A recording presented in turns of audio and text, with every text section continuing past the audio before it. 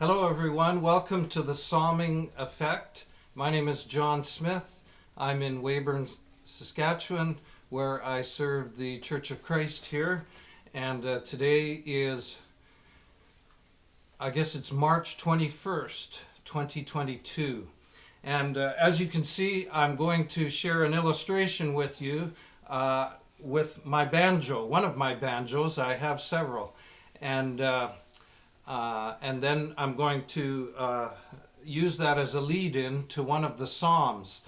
And the Psalming Effect is a meditation from one of the Psalms that I post every week, and I hope you will use it as at least a weekly meditation from the Scriptures. But I encourage you to keep looking at the Psalm that we shared today and use it as a source of encouragement and helping you to delve into the Word of God and helping you to pray and connect with God. So here's the illustration that I have. When I was 20 years old, I spent a year in Europe, and I obtained my first stringed instrument when I was there and tried to learn to play it, and have been trying to learn to play it ever since. I still have that banjo. This is not the one that I brought home from Europe. It's one I obtained later. This is a tenor banjo that I got from a gentleman in Red Deer, Alberta, that I was very good friends with, and a dear brother in the Lord. His name was Bud Connett, and he was a very good banjo player, and I feel very privileged to have been able to purchase this from him and now be the owner of one of Bud Connett's banjos. But when I was in Europe with my first banjo, I had to learn how to tune it. And I didn't have a piano, didn't have access to a piano or to any kind of tuner or a pitch pipe or anything. So how did I learn to tune the banjo? Well, I had a beginner's book that gave you some pointers, and one of the things it said was to use the frets. And if you fretted a lower string, like this string here, if you fretted it up here at the 7th fret and compared it to the next higher string,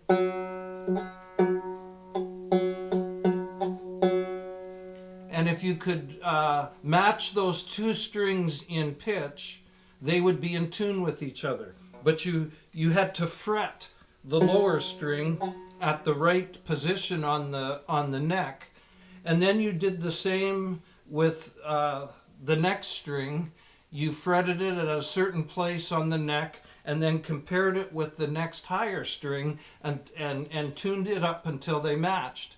And once you got it to where all the strings were matched up in that way, then your banjo was in tune. It might not necessarily be in the key that it needed to be in, but that didn't matter. You could play the chords and play scales and get the right fingering on the neck as long as you tuned it up that way. And so that's how I did that. Now, what does that have to do with any of the Psalms? Well, I want to read to you from Psalm 37, where the psalmist talks about not fretting yourself. Not fretting yourself. And in this psalm, I'm just going to read the first 9 verses. There's quite a bit more to the psalm than that. It's got 40 verses, but I'm just going to read the first 9, where this phrase, fret not yourself, or do not fret yourself, comes up 3 times. And I just want to emphasize what he says about that, because what I just showed you from my banjo picking days is a good illustration of what the psalmist is trying to tell us here. Psalm 37, 1-9. Fret not yourself because of evildoers.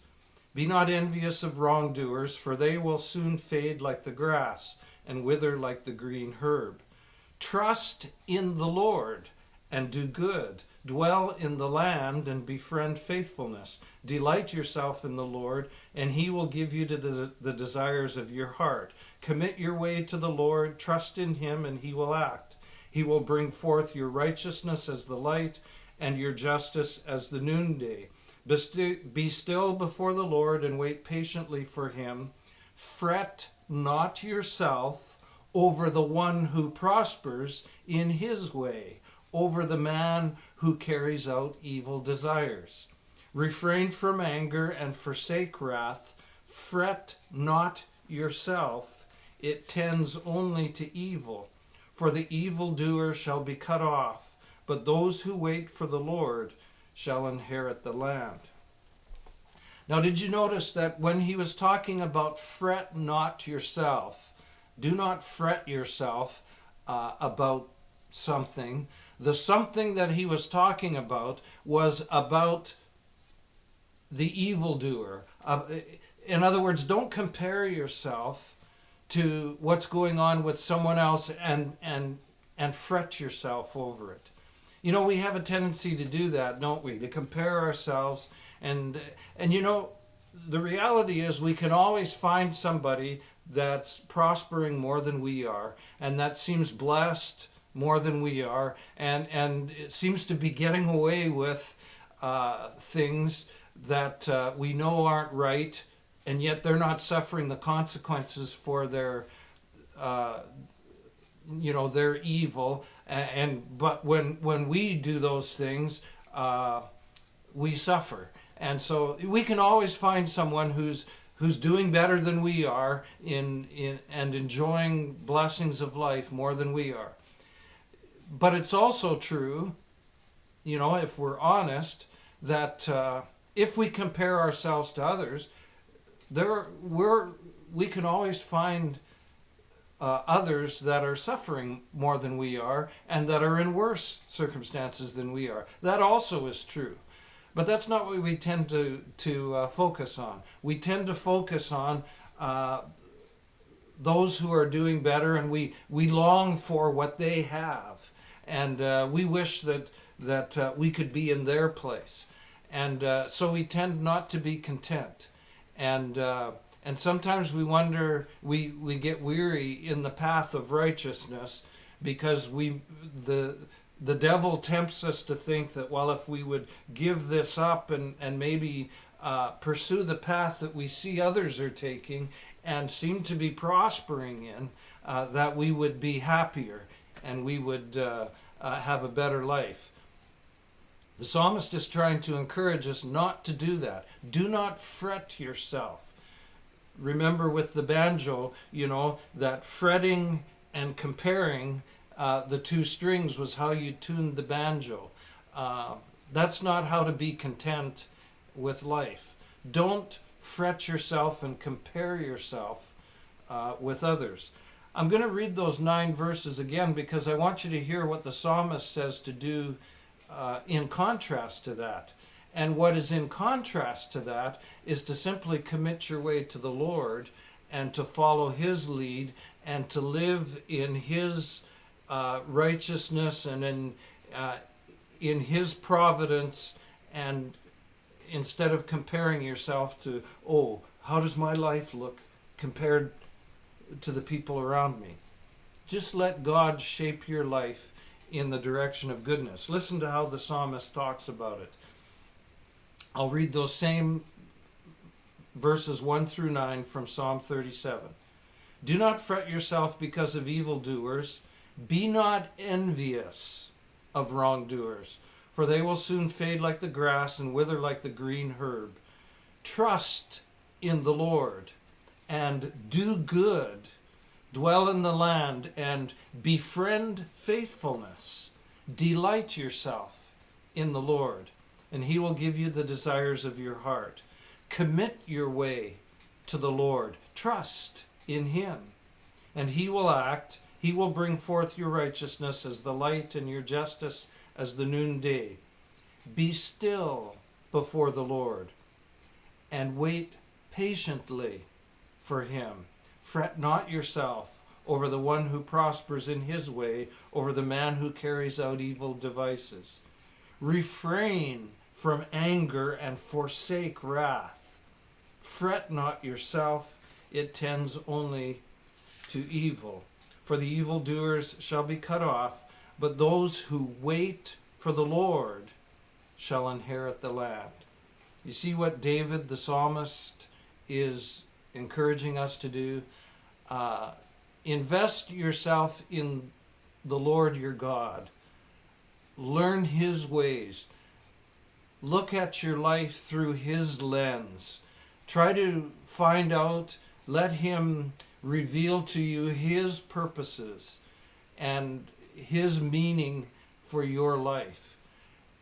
And there you will find your significance. There you will find contentment. There you will find your heart being filled and your life having meaning and purpose. But if you're always comparing yourself to others, then you're going to be fretting yourself. Don't fret yourself over those things. That's the encouragement from Psalm 37. And I encourage you to dwell on this today. Spend every day this week looking at Psalm 37. There's a lot more there. It continues to talk about how the path of righteousness and committing your way to the Lord is one of contentment compared to always longing for what the wicked have. There's never any fulfillment in that. And David in this psalm gives us lots of instruction about that. And I hope that it was helpful to see that illustration from fretting and comparing the strings of my banjo to try and tune them up. Commit your path to the Lord. Remember that in 2022, God's grace is for you.